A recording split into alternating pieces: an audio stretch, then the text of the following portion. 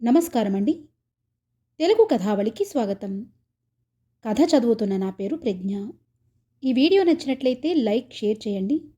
నా ఛానల్ కొత్తగా చూస్తున్నట్లయితే సబ్స్క్రైబ్ చేయడం మర్చిపోవద్దు. మరిన్ని మంచి కథలు అప్లోడ్ చేసినప్పుడు నోటిఫికేషన్స్ రావడానికి బెల్ ఐకాన్ క్లిక్ చేయండి. ప్రశాంత్ ప్రేమ కథ. రావి నూతల సువర్ణ కన్నన్ గారి రచన. ప్రశాంత్ 10 లక్షలకి వారసుడు.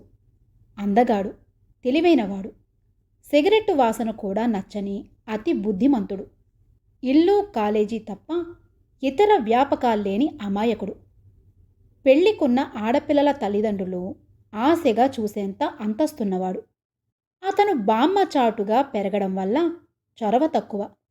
బామ్మకి చెప్పందే బాత్రూంకి కూడా వెళ్ళడు. చీకటంటే చచ్చే భయం. ఆడపిల్లలతో మాట్లాడడం అంటే మరీ భయం. కాలేజీలో అతనికి బామ్మ కూచి, బుజ్జి పాపాయి లాంటి పేర్లు కూడా ఉన్నాయి. ప్రశాంత్ అత్త కూతురు సుబ్బలక్ష్మికి అతనంటే పిచ్చి ప్రేమ. వచ్చినప్పుడల్లా బావా బావా అంటూ అతని చుట్టూ తిరుగుతుంది. అసలు ప్రశాంత్ బామ్మగారు సుబ్బలక్ష్మికి అతనికి పెళ్లి చేసేయాలని ఏనాడో నిర్ణయం చేసింది కూడా. అయితే ఎందుకో ప్రశాంత్కి మాత్రం ఆ పిల్లని చేసుకోవడం అస్సలు ఇష్టం లేదు. అయినా బామ్మకి ఎదురు చెప్పడం ఇష్టం ఉండదు కనుక తన అయిష్టాన్ని ఏనాడు అతను బయట పెట్టలేదు. ప్రశాంత్ వాళ్ళు ఉండేది పట్నంలోనే అయినా బామ్మగారి ధర్మమా అని అన్ని పల్లెటూరి అలవాట్లే ఉండేవి ఆ ఇంట్లో. పల్లెటూళ్లలో లాగే లంకంత ఇల్లు, ఊరంతా పెరడు, పాడి, పంట అన్నీ ఉండేవి. బామ్మగారికి కొడుకు, కోడలు, మనవరాలు అందరూ ఉన్నా ప్రశాంత్ అంటేనే ఎక్కువ ప్రేమాభిమానాలు. ప్రతిరోజు రాత్రి అతను పడుకోబోయే ముందు అర్ధసేరు ఉప్పు దిష్టి తీసేది, దేవుడి విభూతి పెట్టేది. ప్రశాంత్ ఆవిడెలా చెప్తే అలా చేసేవాడు. అయితే ప్రశాంత్ ప్రవర్తనలో హఠాత్తుగా మార్పొచ్చింది. అది మొదటిగా అతని చెల్లెలు ప్రవీణ గమనించింది. ఆ రోజు వినాయక చవితి. ఆ పండగంటే ప్రశాంత్కి చాలా ఇష్టం. వినాయకుడంటే మరీ ఇష్టం. తానే పని చెయ్యాలన్నా ఆ రోజే చేసేవాడు. చవితిపూట ఏమిట్రా అన్నా వినకుండా. అలాగే ఆ రోజు ప్రశాంత్ చీకటితో లేచి పూలు పత్రి సేకరించాడు. బామ్మగారు అతనికి 1/2 కిలో నూనె పట్టించి 1/4 కిలో సున్నిపిండితో నలుగు పెట్టి 1/2 పావు కుంకుడుకాయలతో అభ్యంగన స్నానం చేయించింది. కుప్పెడు సాంబ్రాణి పొగ వేసింది. కొత్త బట్టలిచ్చి కట్టుకోమని చెప్పి వంట పనిలో పడిపోయింది. తల్లి, చెల్లెలు ప్రవీణ దేవుణ్ణి అమర్చడంలో మునిగిపోయారు.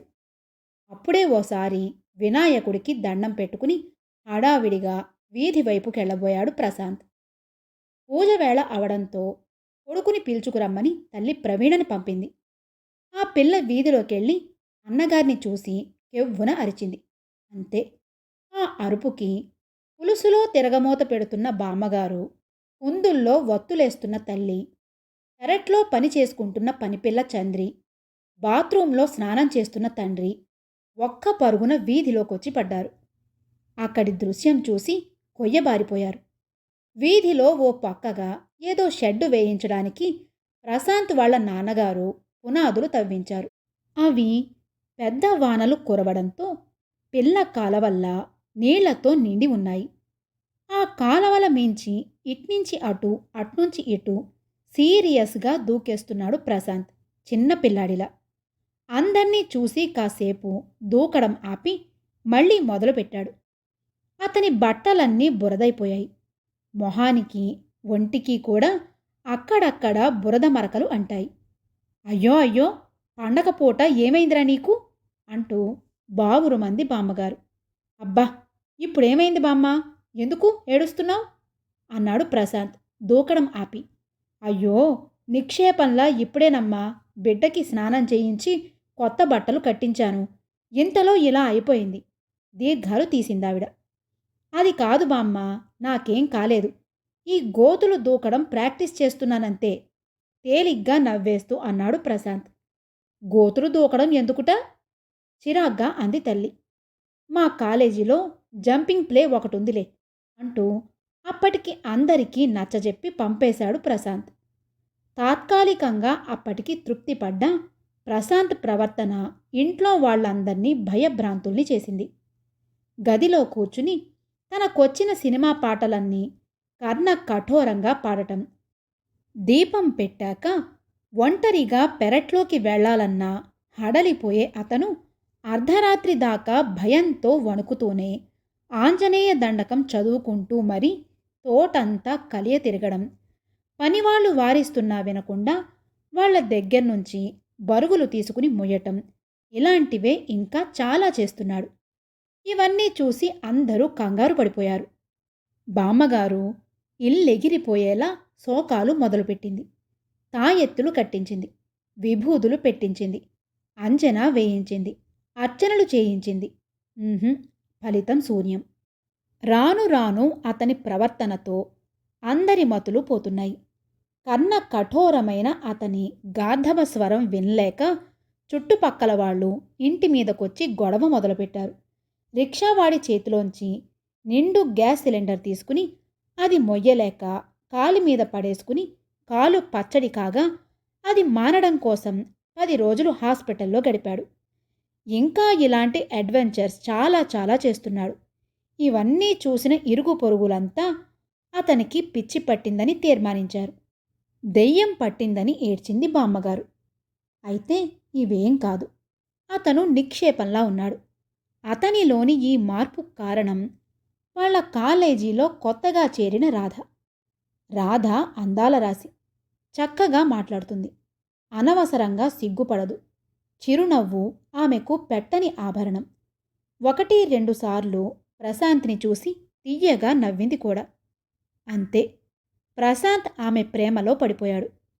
ఆమె కళ్ళల్లోకి సూటిగా చూడ్డానికి, నోరు తెరిచి మాట్లాడ్డానికి హడలిపోతూనే గాఢంగా ప్రేమించేశాడు.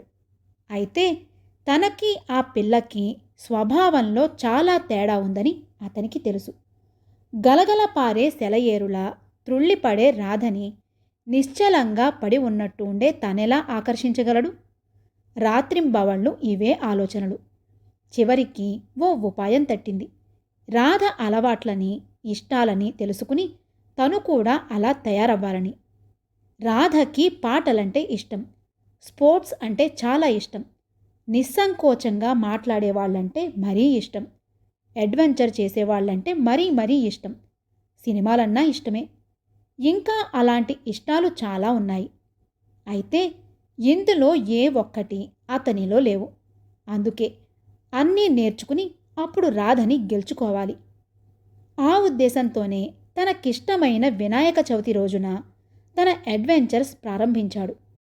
కారణం చెప్తే బామ్మ సుబ్బలక్ష్మిని చేసుకోమని గొడవ పెడుతుందన్న భయంతో వాళ్ళెవ్వరికీ చెప్పలేదు. ఫలితంగా ప్రశాంత్కి దెయ్యం పట్టిందన్న వార్త ఖాయం చేసేసింది బామ్మగారు. సంవత్సరానికో సినిమా అయినా చూడని ప్రశాంత్ ఈ మధ్య రోజూ చూస్తున్నాడు. అలాగే ఓ రోజు హీరోలా వెన్ను విరుచుకుని ఓ సినిమాకి వెళ్ళాడు. అదృష్టవశాత్తు సినిమా హాలు దగ్గర క్యూని చూసి బెదిరిపోయి చూస్తున్న రాధ కనిపించింది. ఒక్క అంగలో అక్కడికి వెళ్ళి, టికెట్స్ తీసుకున్నారా అన్నాడు ప్రశాంత్. లేదండి, చాలా రష్గా ఉంది, టికెట్స్ దొరికేలా లేవు బేలగా అంది రాధ. ఎందుకు దొరకవండి, మీకెన్ని టికెట్స్ కావాలి ఉత్సాహంగా అన్నాడు ప్రశాంత్. రాధ చెప్పింది. అంతే, ఆంజనేయుడు సముద్రం దాటినంత వేగంగా జనంలోకి చొచ్చుకుపోయి వాళ్ల చేత నానా చివాట్లు తిని ఆపై ఓ స్థూలకాయం ఒక్క తోపు తొయ్యగా ఆమడ దూరానికి వెళ్ళిపడి కాలు బెణికి ఒళ్ళు హూనం అయిందే కాని పాపం ఒక్క టిక్కెట్టు దొరకలేదు. ఇంకా ఇలా కాదని టికెట్ 20 రూపాయల చొప్పున బ్లాక్లో కొని తీసుకువెళ్ళి రాధ చేతిలో పెట్టాడు ప్రశాంత్. ఆమె కృతజ్ఞతగా చూస్తూ ఉంటే పొంగిపోయాడు. You are great mister Prashant, మధురంగా నవ్వుతూ అంది Radha. I love you Prashant అన్నంత సంబరపడిపోయాడు. మీ టికెట్ ఏది అంది రాధ. అప్పుడు గుర్తొచ్చింది ప్రశాంత్కి ఈ హడావిడిలో తనకి టికెట్ కొనుక్కోలేదని. అయినా వాళ్ల ముందు తన తెలివి తక్కువతనాన్ని అంగీకరించడం ఇష్టం లేక, సారీ రాధగారు, నేను ఈ సినిమా ఆల్రెడీ చూసేశాను అనేశాడు. ఓ, మా కోసం ఇంత అవస్థపడ్డారా? సారీ, నొచ్చుకున్నట్లు అంది రాధ. పర్వాలేదు, అవస్థేముంది అన్నాడు తల వంచుకుని. ఒక్కసారి ఆమె మొహంలోకి చూసి మాట్లాడాలన్న అతని కోరిక తీరనేలేదు. మరోసారి థ్యాంక్స్ చెప్పి ఫ్రెండ్స్తో కలిసి వెళ్ళిపోయింది రాధ. తన పిరికితనాన్ని తానే తిట్టుకున్నాడు ప్రశాంత్. 4 రోజుల తరువాత రాధ వెళ్తూ ఉండగా ధైర్యం చేసి పలకరించాడు ప్రశాంత్ గొణిగినట్టు. ఆమె ఆగి నవ్వింది. ఆ నవ్వును చూసి పరవశించిపోయిన ప్రశాంత్కి తరువాత మాట రాలేదు. మరోసారి నవ్వి వెళ్ళిపోయిందామె. పర్వాలేదు, నాకు కాస్త ధైర్యం వస్తోంది అనుకుని మురిసిపోయి కులాసాగా కూనిరాగం తీస్తూ ఇల్లు చేరిన ప్రశాంత్ అక్కడ హడావిడి చూసి కొయ్యబారిపోయాడు. బామ్మ ఉత్తరం రాసి పల్లె నుంచి తెప్పించిన భూత వైద్యుడు వీరన్న నట్టింట ముగ్గులు వేసి పసుపు కుంకుమలు, నిమ్మకాయలు, వేపమండలు అమరుస్తున్నాడు. ఏమిటి బామ్మ, ఏమిటి గొడవంతా అయోమయంగా అన్నాడు ప్రశాంత్. విషయం వివరించింది ప్రవీణ. మై గాడ్, ఎవ్వున అరిచాడు ప్రశాంత్. భయం లేదు నాయనా అంది బామ్మగారు. నేను చచ్చినా ఒప్పుకోను. నా తండ్రివి కదూ బ్రతిమలాడిందావిడ. నాకెక్కడ దయ్యం పట్టిందే? ఆ దయ్యాలేవో మీకు పట్టాయేమో. ఇదో ఈ ముచ్చు వెధవ వీరన్నగాడికే పట్టింది. చిందులు మొదలుపెట్టాడు ప్రశాంత్. చూశారా అమ్మగారు, ఇదంతా ఆ భూతం పలికే పలుకులే నమ్మకంగా అన్నాడు వీరన్న వేపమండ విదిలిస్తూ. అవునాయనా, తొందరగా కాని, అవతల మళ్ళీ వర్జం వచ్చేస్తుంది. ముక్కు చీదేసింది బామ్మగారు. ఇంటి మంగలి ఓది తీసుకుని ప్రశాంత్ దగ్గరగా వచ్చాడు. బామ్మగారు ఏర్పాటు చేసిన 4 వస్తాదులు ప్రశాంత్ని పట్టుకోవడానికి రెడీగా ఉన్నారు. చంద్రి నిమ్మరసం కప్పు పట్టుకుని నించుంది. ఇంక ప్రశాంత్ జుట్టు తీయించి నిమ్మరసం పట్టించి మంత్రించిన విభూది రాసి వేప మండలతో బాధే ఘట్టం జరగబోతోంది. ఇదంతా ఒప్పుకోరేమో అని కొడుకుని కోడల్ని బంధువులింటికి పంపేసింది బామ్మగారు. ప్రశాంత్ బక్క చచ్చిపోయి నిస్సహాయంగా చూస్తూ ఉండిపోయాడు. అతనికి తెలుసు, బామ్మ తలుచుకుంటే అది జరిగి తీరాలని. ఆ సమయంలో ఉరుములేని పిడుగులా వచ్చింది రాధ ఫ్రెండ్స్తో. ముఖం చిట్లించింది బామ్మగారు. కుతూహలంగా చూస్తున్నారు మిగతావారు. ప్రశాంత్ ముఖం తెల్లగా పాలిపోయింది. సారీ, మీరేదో పని మీద ఉన్నట్టున్నారు మొహమాటంగా అంది రాధ. అబ్బే, మరేం లేదు రాధగారు. ఈ మధ్య మా ఇంట్లో అందరికీ పూజ్యురాలు అదేదో చేతబడి అని మంత్రాలు వేయిస్తోంది బామ్మ. ఆవిడదంతా చాదస్తంలేండి అంటూ వాళ్ళని కూర్చోబెట్టి అందర్నీ పరిచయం చేశాడు ప్రశాంత్. ఏమనుకున్నారో కాని అందరూ కాసేపు పక్కకి తప్పుకున్నారు. ప్రశాంత్ అందించిన కాఫీ తాగి ఆ రోజు తన పుట్టినరోజని, పార్టీకి తప్పకుండా రమ్మని, అతని కోసం ఎదురు చూస్తూ ఉంటానని అడ్రస్ రాసిచ్చింది రాధ. ప్రశాంత్ ఓ నిర్ణయానికి వచ్చినట్టు తల విదిలించి, బామ్మ, ఈ తతంగం ఎంతసేపు పడుతుంది అన్నాడు సీరియస్గా. అంతా ఎంత బాబూ, ఒక్క అరగంట చాలు ఉత్సాహంగా అన్నాడు వీరన్న. అయితే సరే, అన్నీ సిద్ధం చెయ్యండి. నేను వీళ్ళని ఆటో ఎక్కించి వస్తాను అన్నట్లు. ఇదిగో బామ్మ, అరగంటకి ఒక్క నిమిషం ఎక్కువైనా నేను లేచిపోతాను. ఆ తరువాత మీ ఇష్టం కండిషన్ పెట్టాడు ప్రశాంత్. అలాగే. మనవడిలోని మార్పుకి మురిసిపోయింది బామ్మగారు. అయితే ఆ మురిపం ఎంతోసేపు ఉండలేదు. కారణం, గంటలు గడిచినా ప్రశాంత్ జాడలేదు. 4 రోజుల తరువాత ఇల్లు చేరిన ప్రశాంత్ తన బట్టలన్నీ సూట్ కేసులో సర్దుకున్నాడు. బామ్మ అడ్డు పెడితే విదిలించి కొట్టాడు. తానెందుకలా ప్రవర్తించాడో చెప్పి తనకి పిచ్చి అన్నవాళ్లందర్నీ తిట్టిపోశాడు. ఇంకొక్క క్షణం కూడా ఈ ఇంట్లో ఉండను అన్నాడు. బామ్మగారు బ్రతిమలాడింది. ఇక ముందు నీ మాటలకు నేనే కాదు, ఇంకెవ్వరూ ఎదురు చెప్పరు, సరేనా అంటూ వాగ్దానాలు చేసి అతని ప్రయాణాన్ని ఆపేసింది. 10 రోజుల తరువాత ఓ రోజు కాలేజీ నుంచి వస్తున్నాడు ప్రశాంత్. Excuse me. 10 రోజులు ప్రశాంత్ తన దగ్గరికి వస్తాడని ఆశగా ఎదురు చూసిన రాధ అతను రాకపోవడంతో తనే వచ్చి పలకరించింది. ఓ, మీరా, బాగున్నారా? నవ్వుతూ అన్నాడు ప్రశాంత్. ఇప్పుడు అతని కళ్ళల్లో బెరుకు లేదు, మాటల్లో తడబాటు లేదు. సంపూర్ణ పురుషత్వం తొణికిసలాడుతోందతని మొహంలో. నా బర్త్‌డే పార్టీకి రాలేదు? చిరుకోపంగా అంది రాధ. ఆ రూపాన్ని ఇదివరకు చూసినట్టయితే అతను పులకరించిపోయేవాడు. కానీ ప్రశాంత్‌కి హఠాత్తుగా జ్ఞానం వచ్చేసింది.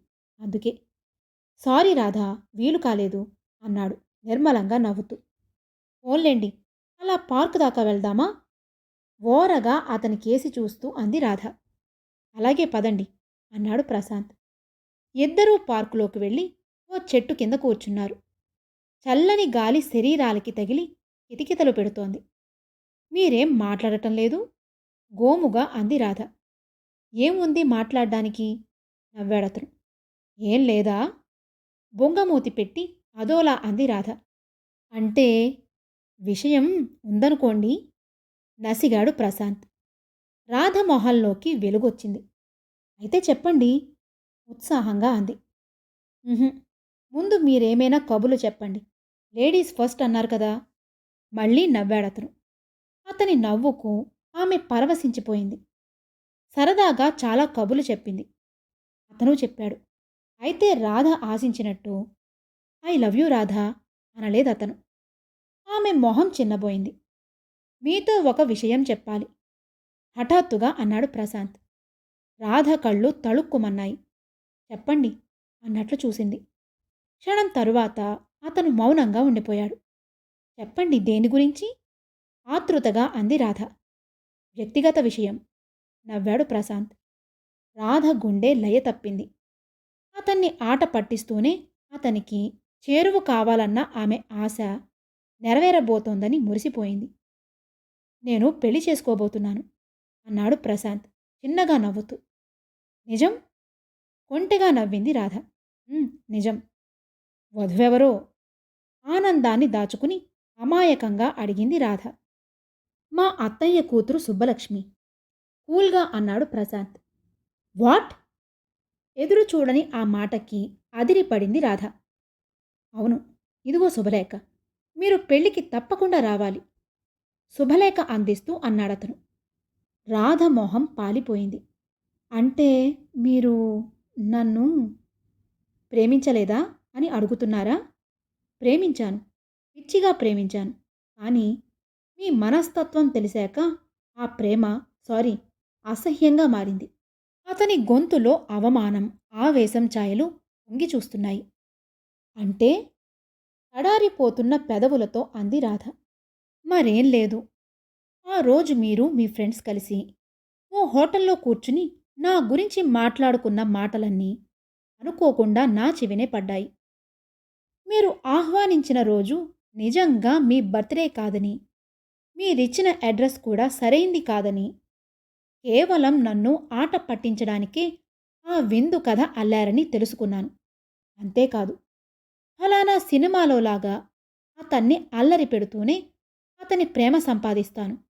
అతన్ని నా చుట్టూ కుక్కలా తిప్పించుకోకపోతే నా పేరు మారు పేరు పెట్టుకుంటాను అన్న మీ శబదం కూడా విన్నాను. అంతే.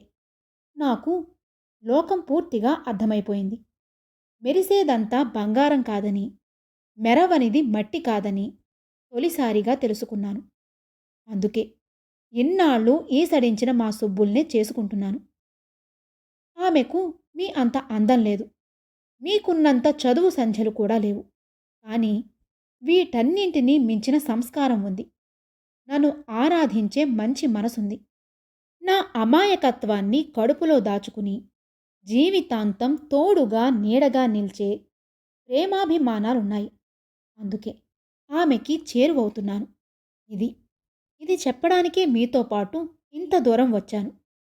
మీ మనసుని గాయపరిస్తే క్షమించండి. కానీ మిస్ రాధా, సినిమాలు వేరు, నిజ జీవితాలు వేరు. సినిమాల్ని చూసి ప్రేమలో దిగితే అది అభాసు పాలవుతుందే తప్ప అనురాగంగా మారదు. చొరవ తీసుకున్నందుకు మరోసారి క్షమార్పణ కోరుకుంటున్నాను.